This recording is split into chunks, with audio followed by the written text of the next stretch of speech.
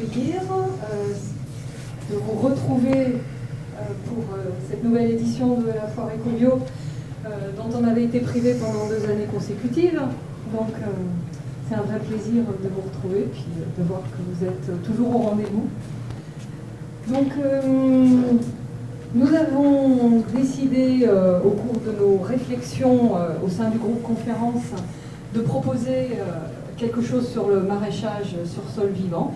Et au détour d'une conversation informelle avec un maraîcher faisant partie de cette association, on a eu le contact avec Thibaut, ici présent, qui, accompagné de Sophie, vont vous faire une présentation hyper détaillée, vous allez voir. Ils vont se présenter, ils vont vous dire comment ils en sont arrivés là, parce qu'on n'arrive pas à ça par hasard. Alors c'est moi qui vais démarrer. Alors moi je vais plutôt vous parler du contexte et de... Ça marche ? De comment l'association s'est montée et comment on est financé et comment on se monte en réseau. Moi je suis Sophie Barnoin, je suis l'animatrice de l'association Maraîchage sur sol vivant. Je suis salariée pour l'association. Et ça permet en fait de faire une animation régulière, parce que les maraîchers, comme vous le savez, ils ont 0 temps. Donc ça permet de créer un réseau et puis de l'animer. Donc aujourd'hui, on va vous présenter l'association, comment ça fonctionne, qui on est, quelles sont les activités qu'on a, les projets qu'on essaye de lancer. Ensuite, Thibaut vous présentera le reste. C'est tout ce qui est plutôt agronomie, les principes et les concepts du maraîchage sur sol vivant. Il présentera ses jardins, comment il a démarré et comment ça a évolué. Donc on voit vraiment l'évolution au fil des années de ces terres. Et après, vous aurez la parole. L'association Maraîchage sur sol vivant, Grand Est, elle est assez jeune. On a 3 ans. On a été créé en avril 2019. Ça a été un groupe de maraîchers plutôt sud-Alsace qui était en contact depuis un certain temps et qui avait envie de promouvoir ce type d'agriculture. Et ils se sont dit, on se monte en association, comme ça on pourra aller chercher des financements et on pourra avoir du poids par rapport à ce qu'on fait tous les jours sur nos terres. Les principes de l'association, c'est de promouvoir l'agriculture de conservation appliquée au maraîchage. Donc on vous expliquera après ce que c'est que l'agriculture de conservation. C'est d'accompagner et de former d'un point de vue agronomique, technique et économique tous les gens que ça intéresse. Donc à la fois ceux qui n'ont pas encore de terrain, qui sont en train de se former, et ceux qui sont déjà installés et qui potentiellement galèrent ou qui voudraient aller dans cette direction. Et ceux qui aussi sont installés depuis 10 ans, 20 ans sur des grandes terres. Ça, c'est des profils qu'on a de plus en plus et qui veulent changer de mode d'exploitation et qui se disent qu'ils sont arrivés au bout de leur système et qui sont intéressés par autre chose. Donc ça, c'est des gens qui commencent à venir chez nous et puis à chercher de l'information. Ce qu'on veut aussi, c'est favoriser les échanges entre les maraîchers. Donc, on organise des visites de ferme, des activités techniques. Sur ces visites de ferme, il y a à la fois des maraîchers et aussi des jardiniers, parce que, comme vous verrez, c'est vraiment des petites surfaces, donc c'est assez peu mécanisé en général. Et du coup, c'est applicable aussi pour les jardiniers. Et le dernier point sur lequel on est financé, c'est de favoriser la recherche expérimentale sur le sol, le végétal, à l'intérieur même des exploitations, donc vraiment en partant de la base. Alors ça, c'est l'équipe nouvelle depuis cette année. Au début, il n'y avait que des maraîchers dans le groupe. Ça, c'était aussi une volonté de départ. Et cette année, on a 2 non-maraîchers qui ont été intégrés à l'association, dont Vincent Heislen, qui est formateur au CFPPA. Donc ça, c'est intéressant de s'ouvrir un peu, parce que c'est intéressant de travailler ensemble, mais c'est aussi intéressant de voir ce qui se fait au niveau de la formation, et puis aussi d'avoir des gens qui ont peut-être un peu plus de temps que les maraîchers pour gérer le quotidien administratif de l'association. Alors sinon, tous ceux qui sont installés là, vous voyez que c'est des gens assez récents dans le métier, mais qui ne sont pas forcément jeunes, donc ils ont tous une autre expérience. Il y a un ancien pâtissier, Thibaut qui était universitaire, Ariane qui a fait plein de choses partout dans le monde, Georges pareil, il était commercial en Inde, donc c'est très très varié. Régis, il était militaire, donc voilà, on a des profils assez drôles. Ça amène beaucoup de diversité, mais c'est aussi il y a un manque de réseau pour ces gens-là, parce que quand ils arrivent, il y a pas forcément, ils n'ont pas forcément des gens autour d'eux pour les aider, et ça c'est indispensable en agriculture. Donc c'est aussi un poids un avantage de l'association. Et tous ces gens-là, ils sont installés plutôt autour de Colmar, autour de Mulhouse et puis un petit peu dans le Bas-Rhin. Voilà la carte. Alors, si vous voulez retrouver la carte des fermes qui sont en sol vivant, il faut aller sur notre site, grandestmaraîchagesolvivant.fr. Et il y a une carte nationale, donc vous pouvez zoomer chez nous. pour voir quelles sont les fermes qui sont plus ou moins en sol vivant. Alors c'est de l'auto-inscription, donc nous on vérifie rien. Et puis le sol vivant, c'est pas un dogme, c'est vraiment une manière de penser, une manière d'appréhender la terre. Et du coup, on n'est pas basé sur un cahier des charges. C'est vraiment les gens qui s'intéressent à ce qui se passe dans leur sous-sol, ils sont bienvenus chez nous, quoi. Enfin, dans leur sol plutôt. Donc je dis, on a été créé en 2019 et en 2020, on a été reconnu en tant que GI2E. Donc là, pour nous, c'était très important. Ça veut dire qu'on est reconnu par l'État comme un collectif d'agriculteurs qui fait de la recherche à la base et où on veut promouvoir les techniques qu'on met en place et les améliorer. Parce qu'en fait, c'est bien beau de dire on travaille sur sol vivant, mais il manque de la référence, il nous manque en fait c'est des recherches qui n'ont pas été faites jusqu'à maintenant par l'INRA parce que ce n'étaient pas des modèles qui les intéressaient. Donc on a besoin d'aller chercher de l'information, de créer des bases de données et de créer de la donnée pour qu'on puisse ensuite promouvoir ces modèles en disant vous pouvez vous installer comme ça, en faisant ça et économiquement vous allez vous en sortir. Donc on est financé partiellement par la DRAF. Donc pour 3 ans.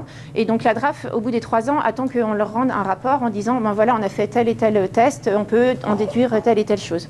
Alors je vous avoue que sur 3 ans, ça va être un peu court parce que le sol, c'est quelque chose qui évolue très lentement. Donc nous, si on veut l'améliorer, en 3 ans, on verra peut-être des petites améliorations, mais ce ne sera pas non plus complètement flagrant, quoi. Et en plus du GI2E, on est financé par la Fondation de France. Donc la Fondation de France, ils ont fait aussi confiance à notre projet parce que c'était, voilà, on leur a expliqué ce qu'on faisait et ils y croient vraiment. Du coup, ils continuent à nous suivre. Comment on communique? On essaye de communiquer un maximum en fait pour que le réseau se crée, que les gens suivent nos activités, viennent aux visites. Donc voilà, on a une page Facebook, un Google Group sur lequel on échange, mais là plutôt de manière technique. S'il y a des questions techniques des maraîchers, ils peuvent poser la question sur le groupe. Et puis sinon, on diffuse aussi l'information des visites, des formations qu'on met en place. Alors en termes d'action, ça c'est la première, c'est vraiment ce que je disais qui était financé par le GI2E, c'est tout ce qui est recherche. Donc moi je vais sur les fermes 2 à 3 fois par an pour faire des trous, regarder dans quel état est la terre, faire des analyses de terre, mesurer les températures. Alors ce que vous voyez tout au bout, c'est le SLEC test, c'est pour voir si les modes de terre se tiennent dans l'eau. Donc ça c'est vraiment un signe d'une activité biologique intéressante et d'une bonne santé du sol. Si la mode de terre se tient dans l'eau, ça veut dire que quand il y aura une pluie, tout ne va pas être lessivé, tout ne va pas partir dans la rivière, il n'y aura pas des coulées de boue comme on en connaît en ce moment. Et donc, à la fin, c'est ce que je disais, à la fin des 3 ans, il faut qu'on écrive un fascicule qui va représenter, qui va montrer ce que font les fermes, les 10 fermes qui sont dans le GI2E. L'autre action qu'on met en place, c'est on organise des formations. Donc là, c'est les 2 ou 3 formations qu'on a fait en 2021. On a eu la chance d'accueillir Gérard Dussert qui est venu nous parler des plantes bioindicatrices. Et sinon, on a beaucoup travaillé sur tout ce qui était connaissance du sol, à la fois ce que je disais avec des tests à la bêche, donc vraiment sentir le sol, voir que l'agriculteur il se rende compte devant une mode de terre, voilà comment est son sol. Et la dernière partie, c'était plutôt l'interprétation d'analyse qu'on fait au niveau des labos. Parce qu'on ne peut pas non plus voir tout ce qui est minéraux, les quantités de matière organique ou les différents types de matière organique, ça on ne peut pas s'en rendre compte directement en faisant un test bêche, mais il faut passer par des analyses. Et tout ça, il faut être formé pour savoir le faire. Donc à nouveau, on ne peut pas se dire demain je m'installe en maraîchage sur sol vivant, c'est vraiment, il y a de la formation derrière. Et là, c'est les formations qu'on a fait cette année. Et donc, on va un petit peu plus loin dans tout ce qui est technique. Et donc là, on s'intéresse à tout ce qui est micro-organismes qu'on rajoute dans le sol. Donc, c'est les TCO, c'est les T de compost oxygéné. Donc là, je ne vais pas m'attarder, mais si ça vous intéresse, on pourra en parler un peu après. On a fait des formations sur la production de semences aussi, dans un but d'autonomisation des agriculteurs, des maraîchers, en disant s'ils sont capables de produire leurs semences, ils seront toujours moins dépendants des industries qu'il y a autour. Et les formations qui sont programmées, donc on a d'autres types de formations qui sont programmées pour la fin d'année, en particulier une formation pour devenir formateur, pour que les maraîchers deviennent assez pédagogues de ce qu'ils font sur leur ferme. Et ce qu'on aimerait aussi, c'est promouvoir la production du compost à la ferme, donc toujours dans la même autonomie des fermes, quoi. Et puis normalement, Thibaut fera aussi une formation en fin d'année sur le MSV en moyenne montagne. Donc c'est ce que je vous disais avant, on a besoin de créer de la référence. Et par exemple, sur la moyenne montagne, on n'a pas trop d'infos sur comment faire du MSV. La plupart des infos qu'on a, elles nous viennent plutôt de Normandie, où l'association maraîchage sol vivant est beaucoup plus développée. Donc c'est pour ça qu'on part un peu dans cette direction. Ça, c'est les différentes visites de ferme. En 2021, on en a fait 10. 2022, là, on est sur 5 ou 6. Donc voilà, si vous voulez l'info, il faut s'inscrire, faut suivre la page Facebook ou s'inscrire sur le Google Group.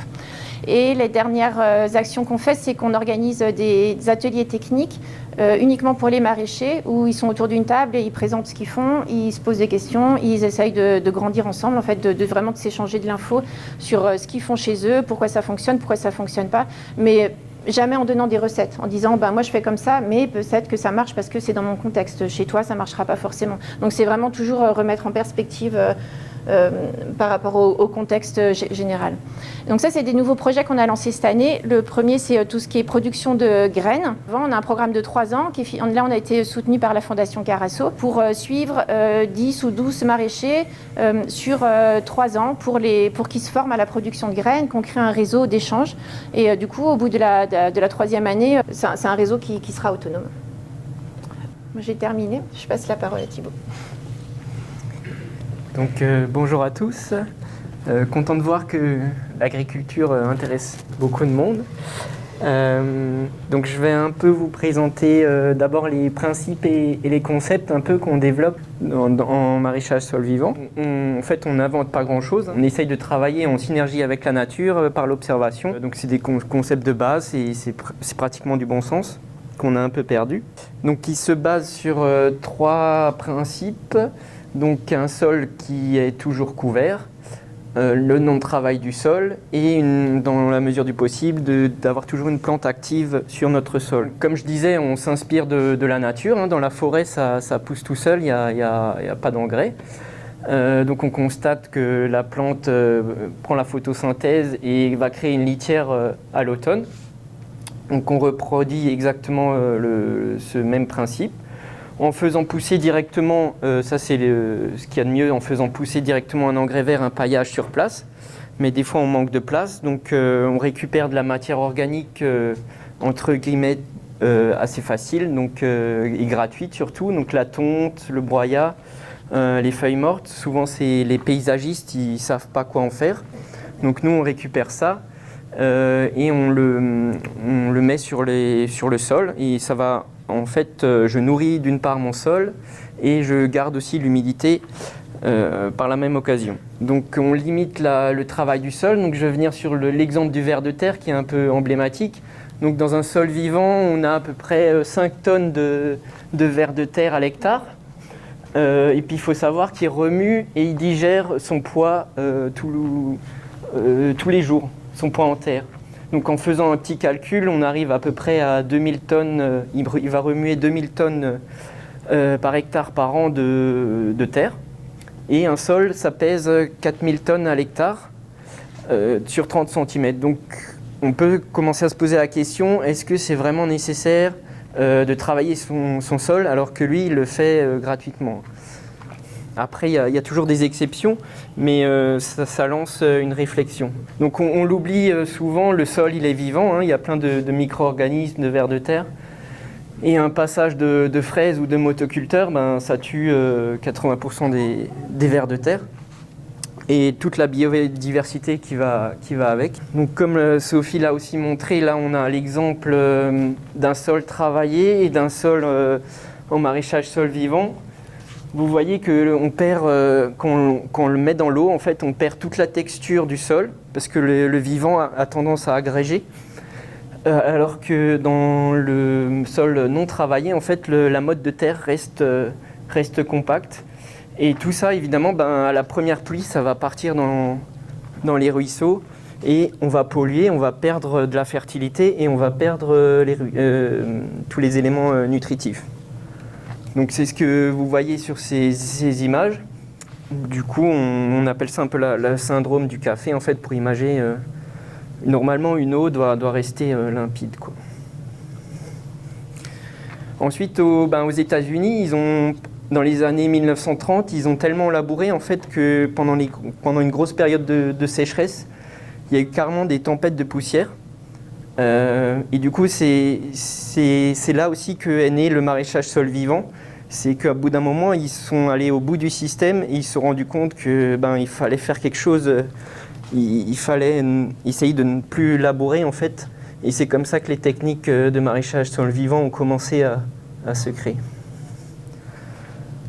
Donc j'ai juste ici sur cette diapo essayé de vous expliquer un peu le concept. Donc j'ai essayé de vous montrer qu'on essaye de travailler en synergie avec la nature.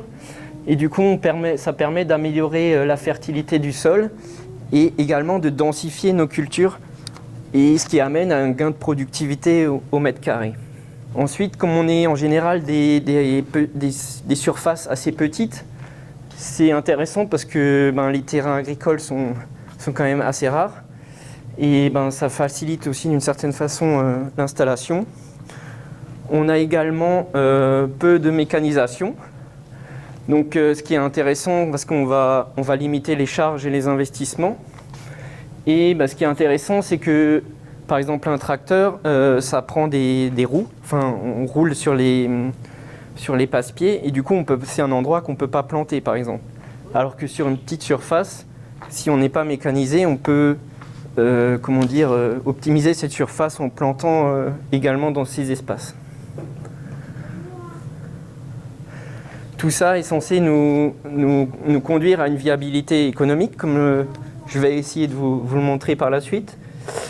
Et pour moi, le plus important, c'est d'avoir justement cette autonomie, cette liberté d'expérimentation, et de pouvoir avancer, de ne pas avoir un crédit, par exemple, au-dessus de nos têtes, et qu'on doit absolument avoir un rendement super important pour pouvoir payer les crédits. Et du coup, moi, j'ai vraiment une créativité sur le champ. Je peux me permettre de faire un certain nombre d'erreurs sans que ça ait d'impact. Et j'en apprends aussi beaucoup plus vite de cette manière. Donc je vais vous présenter là concrètement, maintenant que j'ai présenté les concepts, un petit peu comment ça se passe sur la ferme. Juste rapidement mon parcours. Donc j'ai fait, comme l'a dit Sophie, un parcours universitaire. J'ai eu mon doctorat en 2014 donc en géochimie, donc à Strasbourg. Et du coup, il y a eu une grosse remise en question. Je suis parti en voyage. Et du coup, là, l'idée a germé de faire du maraîchage et quelque chose d'un peu plus concret. Quand je suis revenu, j'ai fait mon diplôme agricole, surtout pour avoir les aides en fait, de jeunes agriculteurs. Et je me suis installé donc, en 2017. Je me suis installé à Münster, donc, ce qui est à 20 km d'ici. C'est dans les Vosges, donc avec une altitude de 500 mètres. On est quand même déjà dans un milieu continental un peu plus rude. Donc c'est une première difficulté, c'est le contexte climatique donc à cette altitude. Et donc j'ai aussi pas tellement d'ensoleillement en hiver. Donc un second point négatif, disons, c'est la topographie. Il y a quand même 10% de pente. À la fin de l'année, on le sent dans les cuisses parce qu'il faut remonter des brouettes. On est un sol plutôt sableux avec un peu de limon. Historiquement, c'était une prairie. Donc j'ai eu beaucoup de chance de commencer sur une prairie. J'ai mis les amendements. Ensuite, j'ai occulté avec une bâche pour donner ici en 2020 la surface actuelle. Et au début, on a mis des bâches pour occulter la prairie. Ça, c'est en première année. Il y a 6 jardins, dont une serre. Donc, on a une surface totale assez petite, de 46 arts, donc moins que la moitié d'un hectare, ce qui n'est pas super commun pour un maraîcher, qui sont quand même sur de plus grandes surfaces. Les jardins sont organisés en famille de légumes au premier ordre. Donc on a les brassicacées, tout ce qui est choux, les solanacées, les verdures racines, cucurbitacées, et les liliacées, tout ce qui est oignons, ail. Voilà, et au milieu de ça, il y aura au fur et à mesure de plus en plus d'associations aussi entre légumes. Ensuite, ça c'est en 2018, et du coup j'ai bâché de l'autre côté du terrain pour pouvoir le cultiver en 2019. Donc c'est une installation assez progressive. Comme j'avais pas d'expérience, j'ai essayé de me concentrer vraiment sur une petite surface à mes débuts, et progressivement, j'ai cultivé la totalité de la surface. Donc 2019, voilà, il y a 4 jardins en plus. Donc on passe de 20 arts à 30 arts cultivés. Ça donne ça en image. Du coup, en 2020, j'ai eu la chance aussi d'acheter une serre d'occasion. En fait, la deuxième serre, c'est aussi pour pouvoir faire les rotations de légumes, ne pas toujours mettre les tomates au même endroit. Donc là, on est en configuration actuelle, au bout de la 3e année. Maintenant, je vais vous présenter un peu les résultats concrets qu'on voit dans le champ. D'abord, le plus simple, c'est les observations visuelles à la bêche. Donc là, vous avez le sol sur prairie initial. Ça, c'est le sol cultivé depuis 1 an. Donc vous voyez qu'on rajoute de la matière organique au sommet. Et vous voyez qu'au bout de 3 ans, le ver de terre a fait son boulot. Il a mélangé tout ça avec une texture de sol qui est assez grumeleuse comme le couscous, donc ce qui est bon signe. Je reviens sur cette diapo, c'est avec toutes les matières organiques qu'on a mis en surface. On voit déjà visuellement qu'il y a une amélioration de notre sol. En 2020, j'ai aussi fait des analyses assez poussées, des analyses chimiques. Là, c'est le pH. Donc on voit qu'initialement le pH était très, très acide, 5,2, et progressivement on voit qu'il remonte à 6,4 et à 7. Donc ça, j'ai pas fait de chaulage, c'est juste avec les apports de matière organique. Alors ça, c'est aussi une diapo assez intéressante. Donc c'est le taux de matière organique initial qui était à 3,8%, ce qui est déjà bien vu qu'on a commencé sur prairie. Et on a une augmentation en fait avec tous les apports qu'on a fait à 6,2 et 7%. On s'est amusé à faire un petit calcul en fait. Donc on a une augmentation du pourcentage de matière organique qui est de 0,8% par an. Donc sachant qu'au Grenelle de l'environnement, ils prévoyaient, ils avaient pour l'objectif 4 pour 1000. Donc ça vous dit, nous on est largement au-delà avec ces techniques. Et du coup je me suis amusé à calculer un stockage de CO2 également. Du coup, on arrive à un résultat, on stocke du CO2. Donc on est à presque 20 tonnes de CO2 par an qu'on stocke dans les sols. Donc je ne sais pas si vous avez entendu parler du milliardaire Elon Musk qui proposait 1 million d'euros pour trouver des techniques pour stocker du carbone. Je pense que je vais lui envoyer un petit mail. Par comparaison, la consommation moyenne d'un Français en 2019, c'était 11 tonnes de CO2 par an, pour vous donner une ordre d'idée. On a également l'augmentation de la capacité d'échange cationique. En fait, c'est la capacité du sol à retenir les éléments nutritifs. Donc là, on a une augmentation également. Ça veut dire que la plante va avoir beaucoup plus d'éléments nutritifs pour se nourrir également. Donc c'est bon signe. Du coup, là, c'est la teneur en biomasse microbienne. Donc vous voyez, ça c'est les normes classiques de ce qu'on peut trouver. Donc on est largement au-dessus des valeurs. Donc on est vraiment on a tous les indicateurs qui nous disent qu'on est dans un sol vivant. Alors visuellement, concrètement, voilà ce que ça donne au jardin. C'est ce que je vais essayer de vous montrer dans les concepts. C'est qu'on a vraiment une densification des cultures. Vous voyez, il n'y a pas un espace où le sol est à nu. On essaye de mettre une plante vraiment où on peut. On a un couvert de sol maximum. On arrive vraiment à un gain de productivité de ce côté-là. Un autre aspect aussi, je vous ai parlé des familles de légumes. À l'intérieur des jardins, il y a également vraiment beaucoup d'associations de légumes pour également densifier et augmenter la productivité. Donc par exemple, on a radis carottes que je sème à la volée. Et les radis vont être récoltés avant les carottes.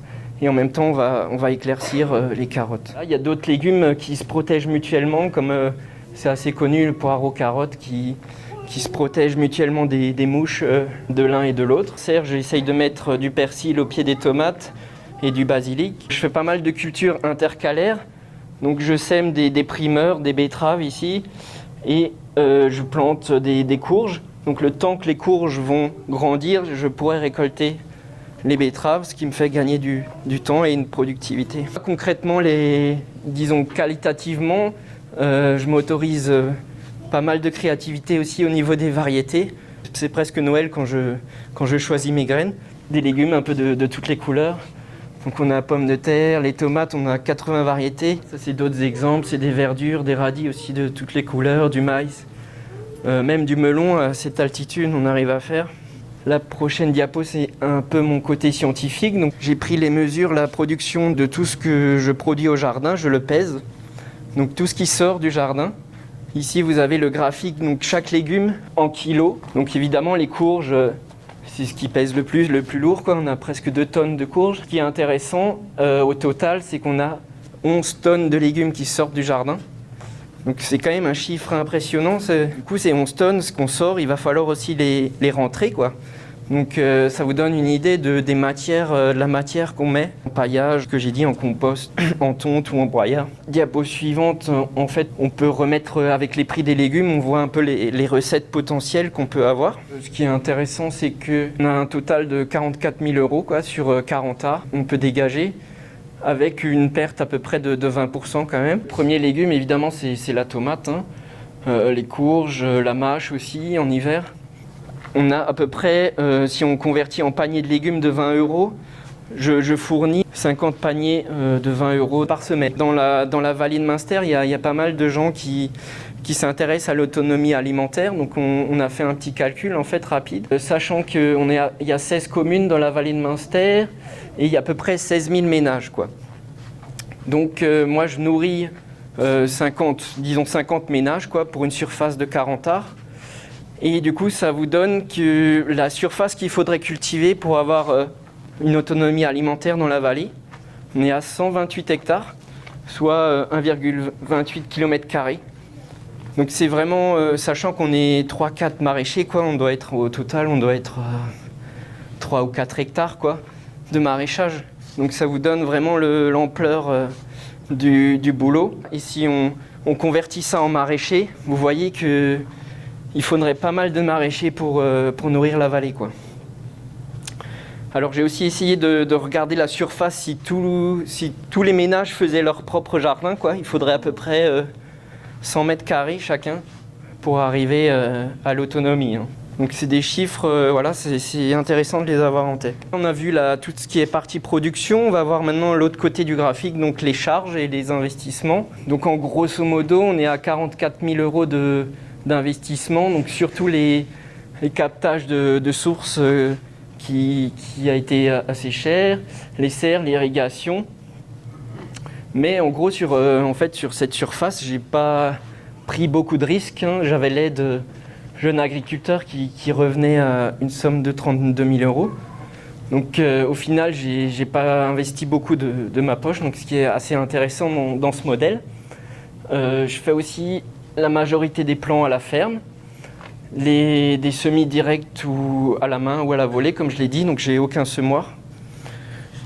Et la mécanisation, comme je vous l'ai dit aussi, j'ai pas de tracteur, j'ai juste une brouette motorisée depuis 1 an pour me faciliter la manutention. En fait, vous voyez que les volumes brassés sont importants. Et j'ai également aucun engrais chimique, donc tout ce qui est j'amende avec du compost, du fumier, de local, des purins d'ortie aussi, la tonte qui est gratuite, quoi, qui est de l'azote aussi finalement. On est vraiment dans ce schéma avec un gain de productivité d'un côté et limitation des charges et des investissements de l'autre. Ce que ça donne en termes de chiffres comptables. Donc on voit qu'il y a, donc c'est les années ici. En bleu, vous avez le chiffre d'affaires, en orange les charges et le résultat en vert. Donc on voit qu'il est graduel, vu que je me suis installé assez progressivement. Et du coup là, en plus, on a donc là la partie production. Et en 2020, j'ai commencé un petit peu d'achat-revente. Avec le Covid, en fait, j'arrivais pas à suivre. Et du coup, j'ai commencé cette activité en plus. Et faut le dire, bon, ça rajoute quand même du beurre dans les épinards. Voilà. Donc, ce qu'il faut retenir, c'est qu'on a un bénéfice global pour l'année dernière qui est à peu près de 24 000 €. Donc, ce qui est pas mal. On est à 2 000 € par mois, ce qui est honnête. Par contre, on n'a pas toujours le temps d'en profiter, comme vous allez le voir sur cette diapo. Du coup, oui, j'ai aussi mesuré mon temps de travail. Donc par exemple, pour 2021, en bleu, c'est mes heures de travail selon la semaine. Donc on voit qu'au début, on commence lentement, mais en été, on est à 60-70 heures facilement. Et puis en rouge, vous avez les aides, donc surtout mes parents, des stagiaires aussi du lycée agricole. Donc on arrive à un temps de travail qui est en moyenne de 49 heures semaine, donc lycée sur l'année. Donc les gens ne se rendent pas forcément compte de l'intensité, mais je peux vous assurer qu'en ce moment, c'est compliqué, surtout avec la préparation encore de cette présentation. Voilà, alors ce qui est marrant aussi, ça c'est 2020, c'est l'année passée, donc c'est année Covid. Vous voyez que j'ai eu beaucoup plus d'aide. Les gens avaient envie de sortir, mais moi j'étais assez content. Voilà, alors ça c'est un peu la répartition du temps de travail. Donc vous voyez, j'ai vraiment un quart de mon temps, c'est juste la commercialisation, donc sur les marchés. Je fais 2 marchés à Münster et puis un 3e à la ferme. Ensuite, c'est les récoltes et un quart, c'est les semis-plantations. Et vous voyez qu'il y a plein de choses à côté aussi qu'il faut savoir faire. Donc maraîcher, il faut vraiment être complet. Il y a le désherbage, le paillage, la communication aussi. Et voilà, l'administratif qu'on n'aime pas forcément non plus. Donc en perspective et développement, cette année j'ai eu la chance de pouvoir embaucher ma copine. Du coup, l'idée c'est de se dégager du temps, et je pense que si elle n'était pas là, j'aurais pas pu faire cette présentation, parce qu'il y avait tellement de choses à faire. La grosse nouveauté aussi, c'est on a essayé de faire un poulailler mobile. Donc l'idée c'est de mettre les poules dans le champ avant ou après une culture, pour qu'elles grattent et qu'elles fertilisent un petit peu, et puis accessoirement qu'elles nous produisent des œufs. Voilà, d'autres perspectives. Donc j'ai 4 ruches aussi au jardin. Donc est-ce qu'on va développer ça, on va voir. Moi j'ai fait des essais de champignons aussi, et de la transfo, et là, on va voir aussi dans tout ce qui est fleurs comestibles, plantes sauvages.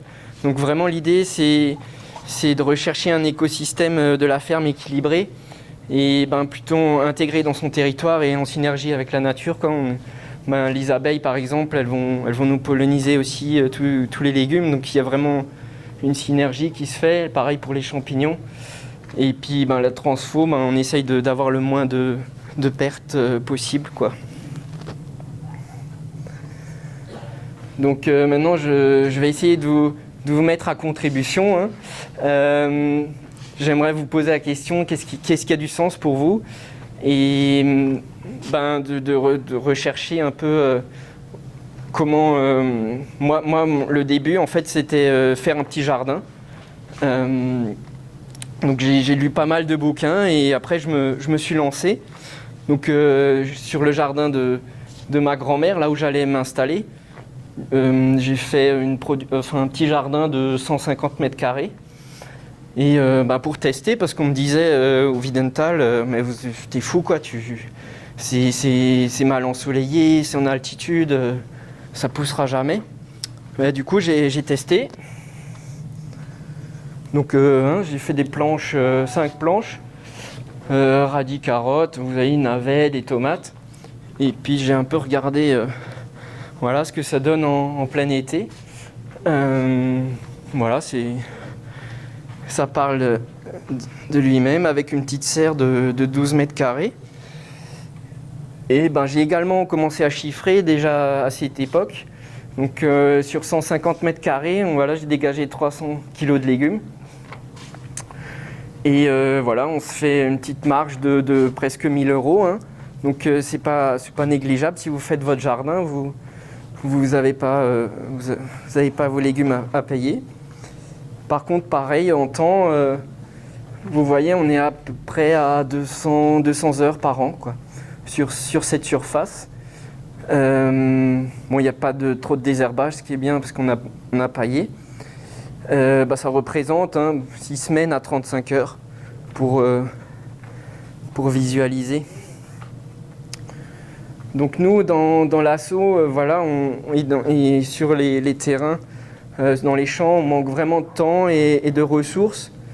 Donc si moi je vais faire un appel, s'il y a des politiques ou des propriétaires de terrain, ben, installez des maraîchers dans votre commune, hein. Surtout en Alsace, la terre est rare.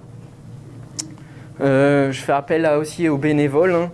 Si toutes les compétences sont la bienvenue. Si vous voulez aider l'assaut, il y a aussi l'adhésion. En fait, vous avez accès à la newsletter, aux visites, à certains documents qu'on rédige, par exemple sur les sols ou les associations de culture, ou construire son poulailler. Voilà. Ben, en conclusion, je vais faire assez court, hein. Moi, je suis assez heureux dans mon jardin. C'est pas tous les jours évident, hein. On est face aux aléas climatiques, à plein de choses. C'est vraiment l'ascenseur émotionnel des fois. Mais ouais, on est content d'être là et je suis content de ce que j'ai déjà accompli. Voilà, je voudrais remercier aussi toutes les belles personnes que j'ai rencontrées. On se rend compte qu'on n'est pas seul dans ce genre d'initiative. Il y a plein de personnes voilà, qu'on rencontre et c'est une belle aventure. Voilà, je vais terminer là-dessus. Et vous, dans quel monde voulez-vous vivre? Voilà, et je vais vous laisser vous rebondir là-dessus. Merci de votre attention.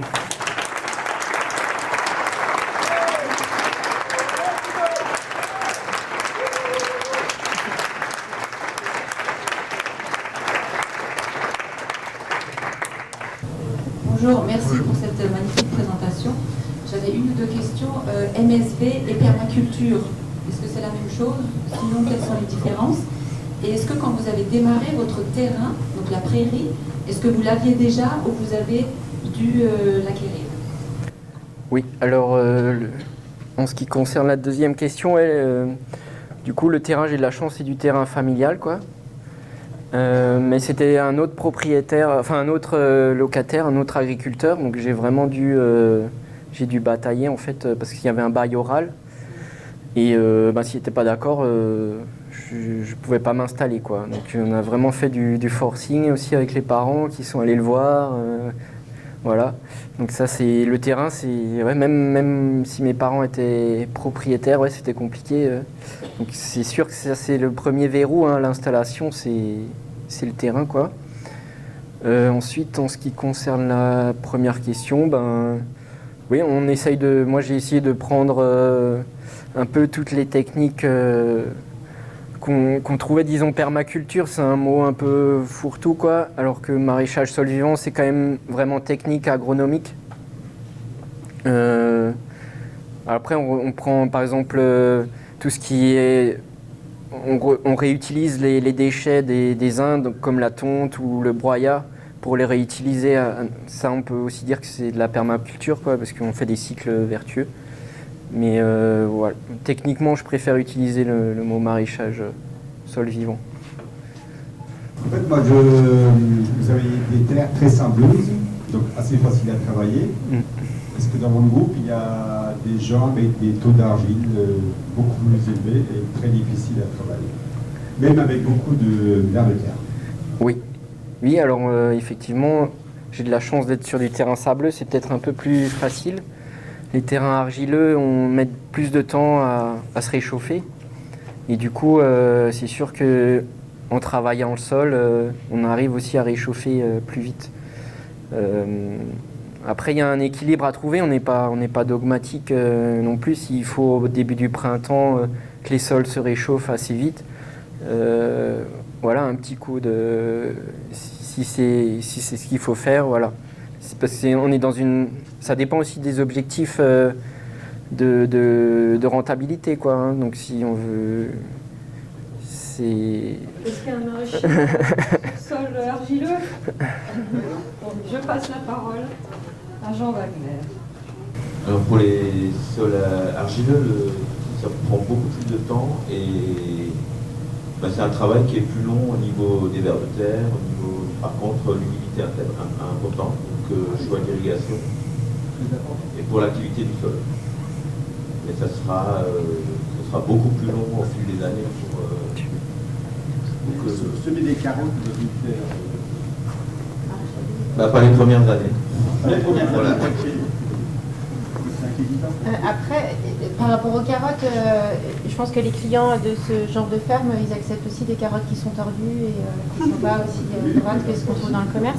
Mais sinon, il y a aussi des maraîchers qui partent de terrains où c'était du maïs qui était cultivé depuis des années et donc ils ne s'interdisent pas un labour ou un décompactage pour partir dans de bonnes conditions. C'est vraiment pas de dire à partir du moment où on arrive, on touche plus rien, quoi. Le but, c'est vraiment pas ça, c'est de s'adapter à ce qu'on C'est au cas par et cas.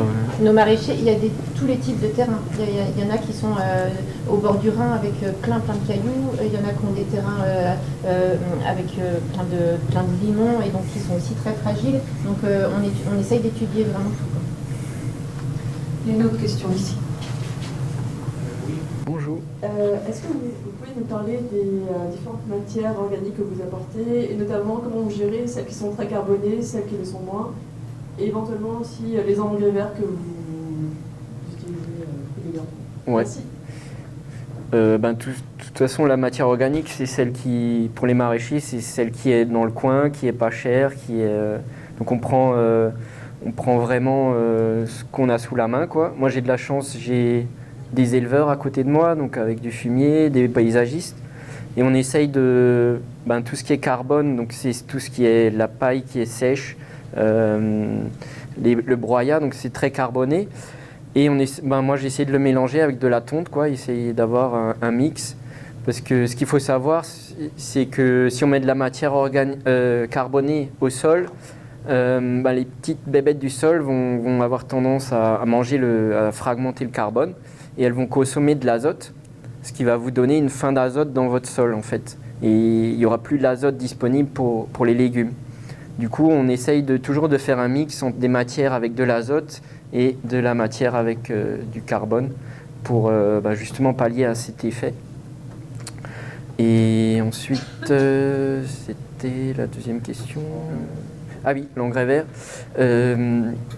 Oui, on essaye dans la mesure du possible. Après, moi, j'ai vraiment une très très petite surface.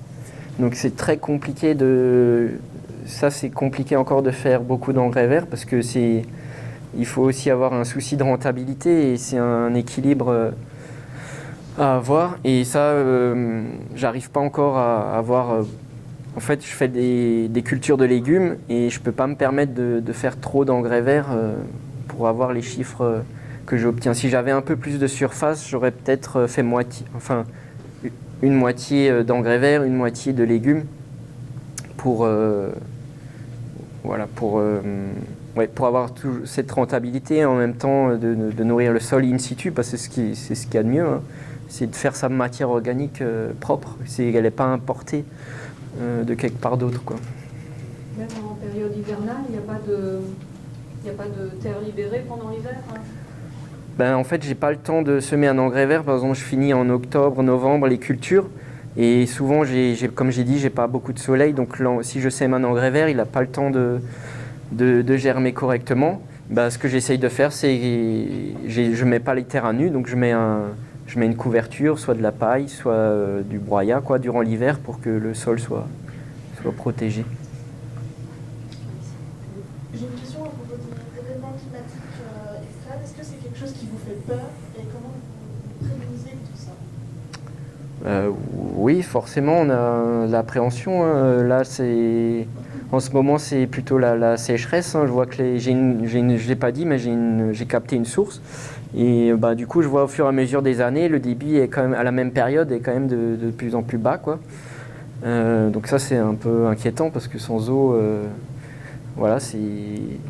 on n'a pas de bon rendement, il n'y a pas de secret. Après, nous, en sol vivant, on a quand même beaucoup de matière organique, beaucoup de paillage, donc on est un peu plus résilient, je pense, par rapport au monde conventionnel, quoi, aux agriculteurs qui labourent beaucoup.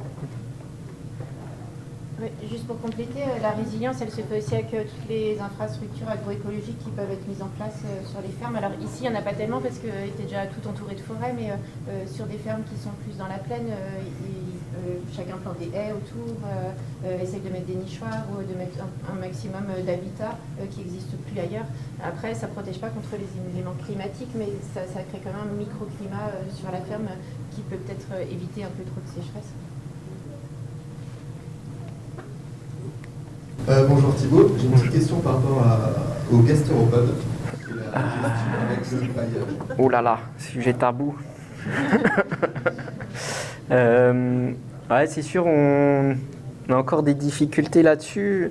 Ben, on donne le gîte et le couvert, hein, forcément. Forcément, j'ai encore pas mal de limaces. Après, je gère, j'utilise du ferramol, quoi, autorisé en bio au moment des plantations, parce que sinon j'ai plus de replant au début, quoi. Et puis après, ça va plus ou moins. C'est sûr, il y a une perte, il faut l'accepter aussi, une perte de perte et de replantation 1 ou 2 fois. Voilà, pour l'instant, j'ai pas de solution idéale. Les poules, ça a quelque chose à voir avec ça? Ouais, l'idée c'était justement, je me suis dit qu'elle pourrait gratter au moins les œufs, les mettre à l'air, essayer de... Ouais, c'est une des raisons pour laquelle j'ai essayé ça aussi, ouais. Coureur indien, ouais, j'ai entendu aussi. Bah ouais, on teste, quoi.